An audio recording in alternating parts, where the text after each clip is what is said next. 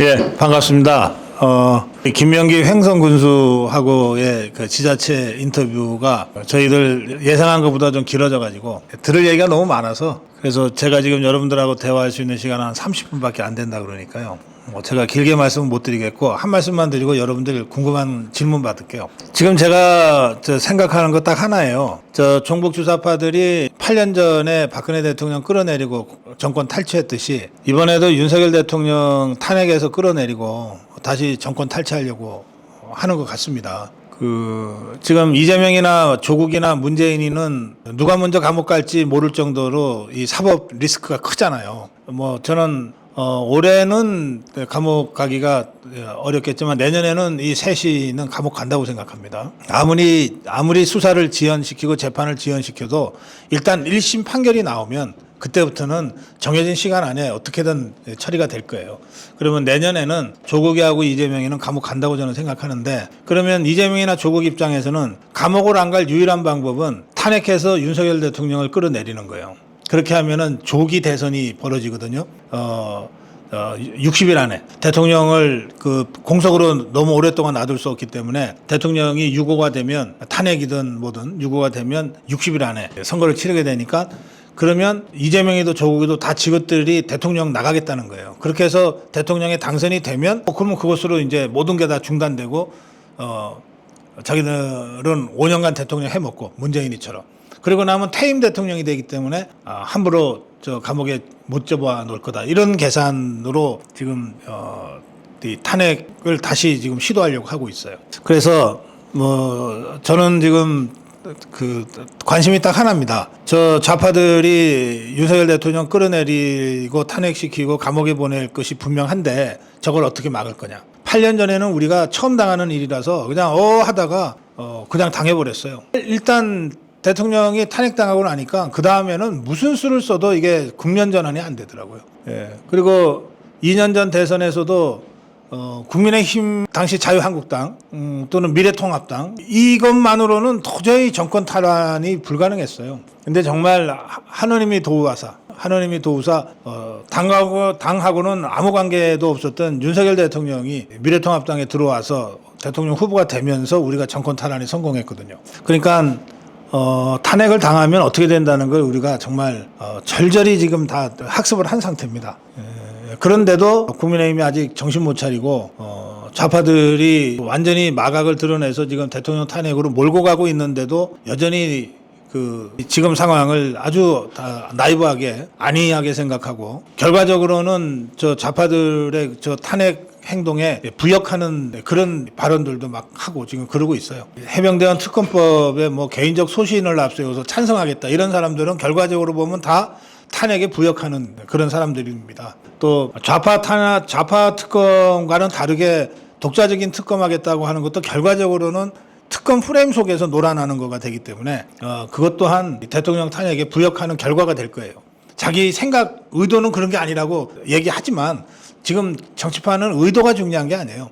선의가 중요한 게 아닙니다. 결과가 중요한 거예요. 그래서 간단하게 말씀드리면 종북 주사파들이 아무리 탄핵을 하려고 해도 국회에서 108명만 똘똘 뭉쳐서 이탈 안 하면 탄핵은 막아낼 수 있거든요. 국회에서. 아무 걱정 없어요. 그런데 이 108명을 어떻게 이탈자 없이 배신자 없이 잘 관리할 거냐. 이번에 당의 대표가 될 사람은 그거 하나만 하면 돼요.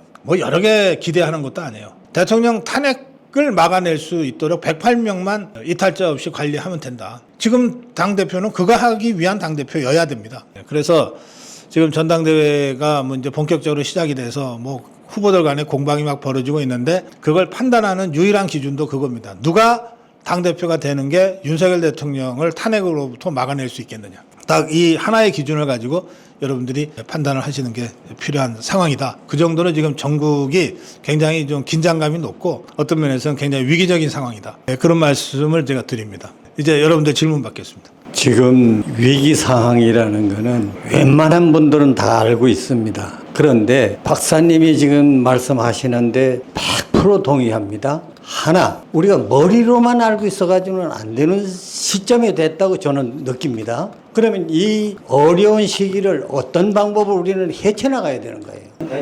알겠습니다. 지금 지금 좌파들이 공격하는 게 굉장히 수준이 다양한데, 이를테면은 그 수사검사, 이재명이를 수사한 검사를 탄핵하겠다. 그거는 막을 방법이 없어요. 왜냐하면 이건 법을 만드는 게 아니고 그냥 지그들이 본회의에서 의결을 하면 되는 거예요. 그럼 그 의결은 우리가 막을 방법이 없어요. 그러면 유일한 방법은 뭐냐? 탄핵을 당하면 그게 검사건 장관이건 일단 직무가 정지되거든요. 그러면 그 자리에 다른 사람을 앉히지도 못해요. 그러니까 사표를 낼 수가 없는 거야. 직무가 정지가 되면. 그러니까 탄핵 당하기 전에 이 사람을 다른 데로 보내거나 탄핵 당하기 전에 스스로 사표를 내버려야 돼. 그러면 이제 탄핵할 사람이 없어졌으니까 그 빈자리는 대통령이 다시 임명할 수가 있거든요. 지금 방송 장악을 하기 위해서 좌파들이 김홍일 방통위원장을 탄핵하겠다는 거예요. 이거는 법을 만드는 게 아니니까 대통령 거부권 행사를 할 수가 없어요. 그냥 탄핵 당하는 거야, 국회에서. 본회의에서 김홍일 방통위원장 탄핵하고 표결이 끝나버리는 순간 김홍일은 직무정지가 돼.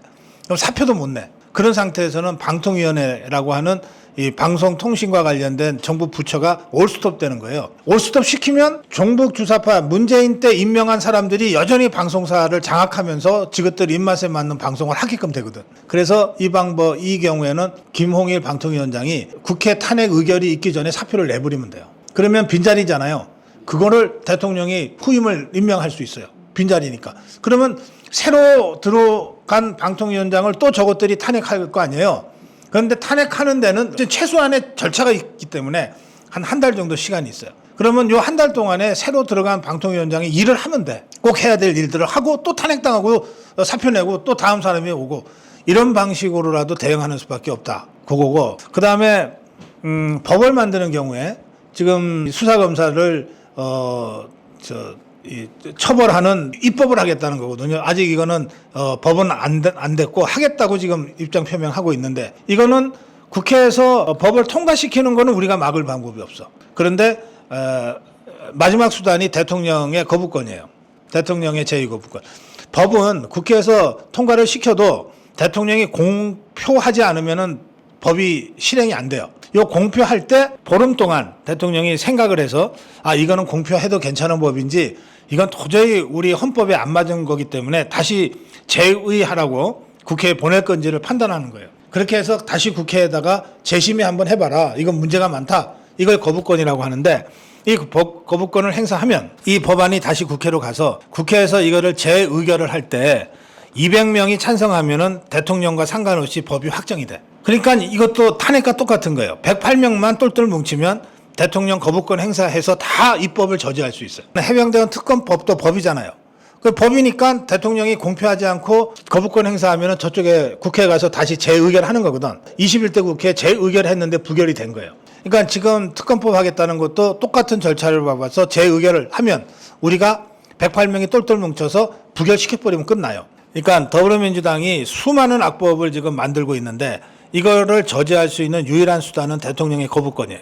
그리고 이 대통령의 거부권은 108명이 재의결을 할 때 대통령의 입장에 서서 반대표를 던져주면 끝나는 거야. 여기서 이탈자가 생기면 심각해지는 거죠. 그래서 제가 말씀드린 대로 이번 당 지도부가 할 일은 딱 하나다는 거예요. 대통령 탄핵당하는 거 맞고 대통령의 거부권 행사했을 때 그래서 국회에서 재의결이 될 때 부결표를 던져서 악법을 폐기하는 거.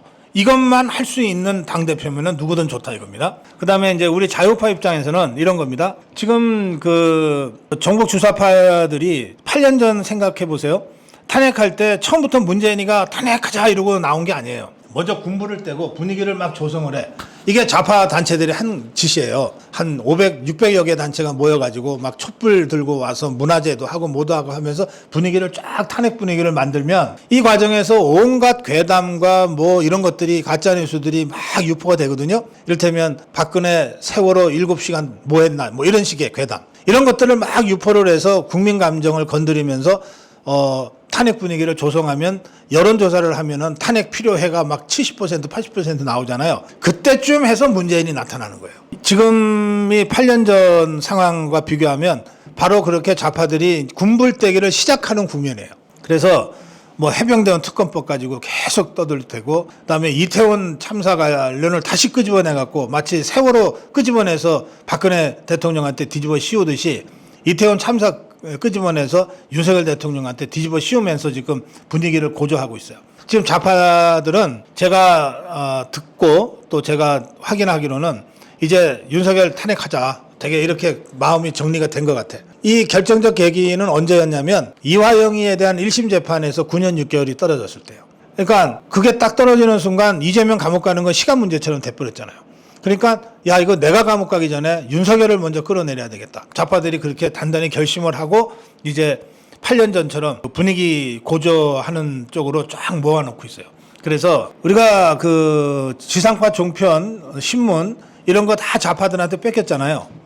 그런데 그 상황에서도 우리 유튜브만은 우리 자유파가 주도적인 활동을 했거든요. 그런데 지금은 이 유튜브에도 좌파 유튜브들이 거의 다 쳐들어와가 지금 그쪽은 더불어민주당 이재명하고 이 좌파 유튜브들이 정말 한 몸처럼 움직여요. 우리는 정말 이 안타깝고 어리석은 일인데 국민의힘이 자꾸 우리 자유파 유튜브를 거리를 두고 멀리해요. 막 손절하고 막 극우라고 그러고 이러잖아요. 저쪽은 전혀 안 그렇습니다. 이재명이하고 더불어민주당하고 그다음에 수백 개의 그 종북 주사파 단체들하고 그다음에 그 종북 주사파 유튜브들이 한 몸처럼 움직인다고요. 그렇게 해서 여론을 만들어내거든요. 그렇게 해서 지금 좌파 유튜브들 동향을 보면 전부 초점이 윤석열 탄핵으로 맞춰져 있어요. 그리고 곧이어서 대규모 촛불 탄핵 집회가 만들어질 가능성이 높습니다. 그러니까 이런 상황이기 때문에 제 이제 답변은 세 가지인데 하나는 대통령이 거부권을 행사하는 것이 마지막 수단이다. 이때 국민의힘 108명이 똘똘 뭉쳐서 대통령을 지지하면은 악법 저지할 수 있다. 그 다음에 세 번째는 저쪽이 탄핵 분위기 조성을 위해서 좌파 시민단체들과 활동가들과 좌파 유튜브들이 결집하기 시작했다. 그러면 우리도 거기에 맞서서 자유파 시민단체들, 태극기, 광화문 애국 세력들, 그리고 자유파 유튜브들이 뭐 전대에서 뭐 한동훈이 지지냐 뭐 원희룡이 지지냐 가지고는 입장 차이가 있을지 모르지만 윤석열 대통령 지켜내자고 하는 데는 입장 차이가 있을 수 없잖아요. 그래서 탄핵 저지 전선을 우리가 구축하는 것이 지금 아주 절박한 시점이 되어 있습니다. 제가 이번 주 내내 저희 고성호 TV를 통해서 탄핵이 임박했다. 저것들의 탄핵 행동이 임박했다. 그러니 다들 정말 긴장해야 된다. 이런 말씀을 계속 드리고 있는데 지금 회원님 말씀대로 주장만 해서 될 일이 아니고 직접 행동해야 된다. 그래서 제가 다음 주 우리 자유파 유튜브들하고 시민사회단체 지도자들하고 쭉 지금 만남을 하려고 그럽니다. 그래서 이제 전대는 그냥 국민의힘한테 맡겨두고 그리고 누가 당대표가 되건 대통령을 지키겠다는 사람이면 된다. 우리는 오히려 반탄핵 전선, 탄핵 저지 전선을 대중적으로 구축하자. 그것이 지금 제일 중요한 시점이다. 그런 말씀을 좀 열심히 드리고 그렇게 좀 행동을 하려고 생각하고 있습니다. 정청래, 박지원. 네. 그분들이 하는 행동머리는 정말 대한민국의 국민이라면 그 꼬라지 보고는 못 사는 거예요. 그러면 그놈들을 어떻게 처리할 수 있는 방법은 없습니까? 예. 그자들이 국회의원 배지를 달고 있어가지고 법적으로 어떻게 할 방법은 없고요. 제일 좋은 방법은 다음 선거에서 떨어뜨리고 그리고 그 선거 전에라도 선거는 4년이나 남았으니까 선거 전에라도 이 자들에 대한 그 국민적 압박을 다양한 형태로 하는 것이 필요합니다. 그건 그거고, 근데 그건 뭐 제가 보기에는 이 종북주사파의 그 거대한 실체에 비하면 그냥 꼭두각시들에 불과합니다. 지금 우리가 직면해야 될 적은 정청래니 박지원이니 이렇게 앞에서 깜짝대는 자들이 아니고 얼굴도 드러내지 않고 뒤에서 이 음모를 꾸미고 공작을 하고 지시를 하고 이 지휘를 하는 이 지도부예요. 저는 이게 김정은이가 직접 하고 있다고 생각합니다.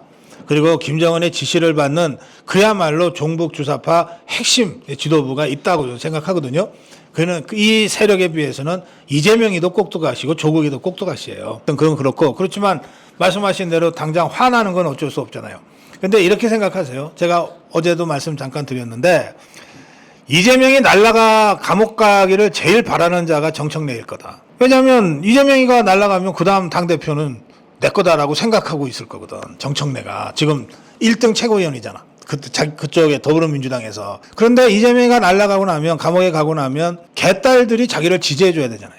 그러니까 지금 개딸들한테 지금 계속 어필하는 거예요. 나는 이 정도로 이재명의 분신과 같은 존재다. 그러니 만에 하나 이재명이 감옥 가더라도 나를 지지해줘. 라고 하는 메시지를 개딸들한테 계속 보내는 거예요.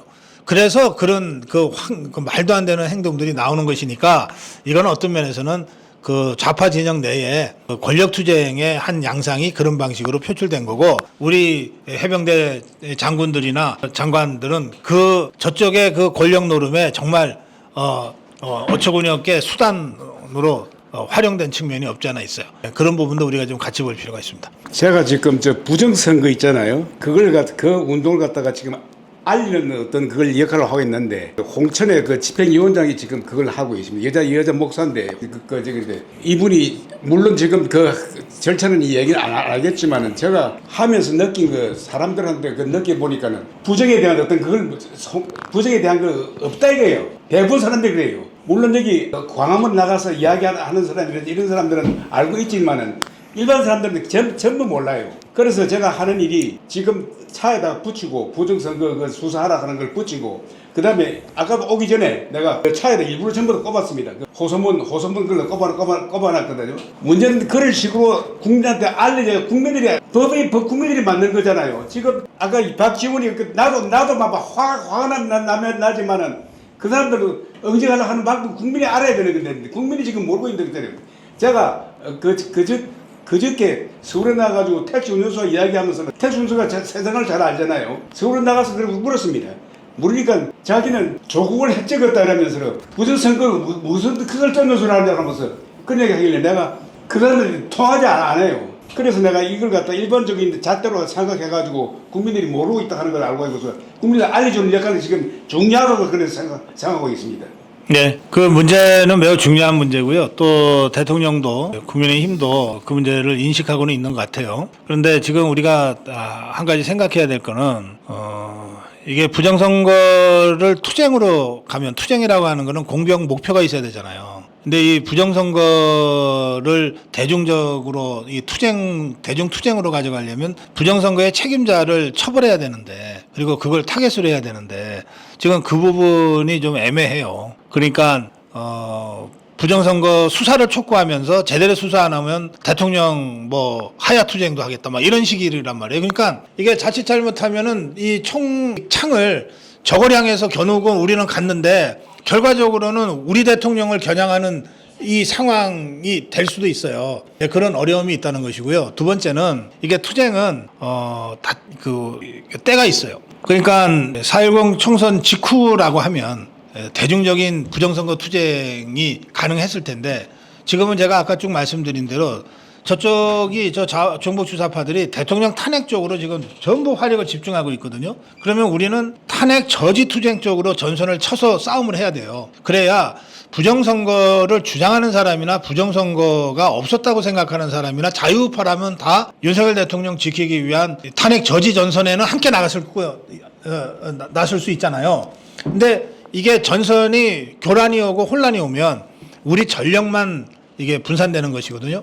그런 점에서 저는 그 부정선거 투쟁이 잘못됐다는 것이 아니고, 그 지금의 정치 정세에서 그것을 핵심 고리로 하는 전선구 쪽을 할 거냐라고 하는 데 대해서는 전략적 고민들을 해야 된다고 저는 생각해요.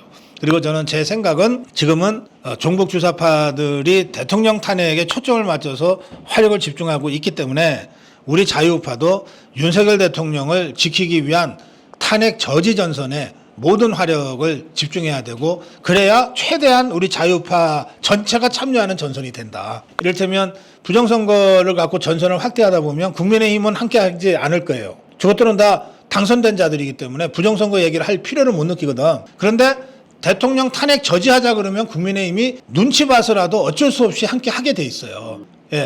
그런 전략적인 판단들이 좀 필요한 시점이고, 저는 이거를 우리 자유파 대중 한 분 한 분이 선택하게 하는 것이 아니라 자유파 진영의 지도자들이 있잖아요. 그리고 또 주요 영향력이 있는 유튜버들이 있잖아요. 이런 사람들과 이런 문제에 대한 전략적 토론을 통해서 하나의 방향으로 우리 자유파의 이 전력이 총집결할 수 있도록 그렇게 논의를 해나가야 된다. 그렇게 제가 아까 말씀드린 겁니다. 저 사실 여러분들만큼은 아닐지 몰라도 총선 참패 후에 속이 많이 상했어요. 그런데 그냥 속상하고 그냥 그 마음 놓고 그러고 있을 때가 아니다는 생각을 한 달 전부터 하게 됐습니다. 그 8년 전보다도 상황이 더 좀 심각하다고 제가 느낍니다. 8년 전에 박근혜 대통령 탄핵할 때는요. 처음에 아니면 말고식으로 몇 명의 좌파들이 그냥 툭툭 던져보다가 이게 먹힌다 싶으니까 와짝 달려들었는데 이번 경우에는 대통령이 당선되고 취임도 하기 전부터 촛불 들고 끌어내리자고 운동을 좌파들이 한 거거든요. 8년 전에 성공한 경험들이 있기 때문에 좌파들이 훨씬 더 자신감을 갖고 지금 달려들어요.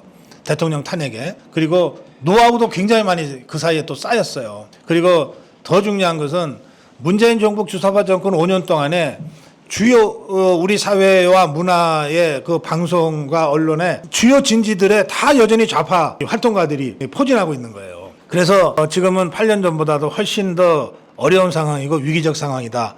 제가 그렇게 느끼고 이러고 내가 그 앉아 있을 때가 아니다 싶어서 한 달 전부터 다시 좀 다니기 시작했습니다. 우선 중요한 것은 제가 여러분들한테 지금 상황이 얼마나 위중한지를 알리는 것 같아요. 그래서 제가 열심히 하고 있고 고성우 TV를 통해서도 하고 있고 직접 현장에 나와서 여러분들한테도 말씀드리고 있고 그다음에 그냥 경종만 울리고 경고만 하는 걸로는 부족하다고 제가 생각해서 국민의힘의 이런 문제의식을 제기할 수 있는 좀 집단적인 움직임도 좀 만들어내야 되겠고 그리고 자유파 시민사회단체들의 공동의 전선 이게 선거 치르면서 조금 흩어진 게 있거든요. 이걸 다시 공동의 전선으로 만들어내는 여러 가지 일들을 좀 빠르게 해야 되겠다 그렇게 생각합니다. 그러니까 여러분들 다들 경각심 가지시고 이 방송 보시는 전국의 자유파 아미고 회원 여러분들께서는 다시 신발끈 조여매시고 8년 전과 같은 그 수치스럽고 참혹한 그런 패배를 또 겪지 않으려면 지금부터 나서야 된다 이렇게 단단히 좀 마음 무장을 해주시면 좋겠습니다. 오늘 여기까지 말씀드리죠. 고맙습니다.